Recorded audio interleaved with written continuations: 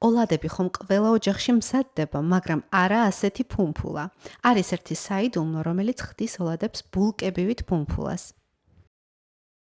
ავიღოთ მაწონი ან ნებისმიერი იოგურტი, მე გამოვიყენე დასალევი ჟოლოს იოგურტი და გავათბოთ დაახლოებით 38 გრადუსამდე. ეს არის აუცილებელი პირობა იმისთვის, რომ სოდამ გააკეთოს თავისი მაქსიმუმი. თბილ მაწონს დაუმატეთ შაქარი, ვანილი, მარილი, კვერცხი და რა თქმა უნდა სოდა. ეგრევე ნახავთ, როგორ შედის რეაქციაში თბილ მაწონთან. დავამატეთ ფქვილი და კარგად მოურიეთ. კონსისტენცია უნდა იყოს როგორც ვიდეოში. დავასვენოთ ცომი დაახლოებით 15 წუთი და შემდეგ შევუდგეთ შეწვას. გაცხელებულ ზეთიან ტაფაზე გადაიტანეთ კოვზის მეშვეობით ჩვენი ცომი. ცეცხლი უნდა იყოს საშუალო და აუცილებლად შეწვისას დააფარეთ თავსახური. 15 წუთში ფუმფულა ოლადები მზად არის.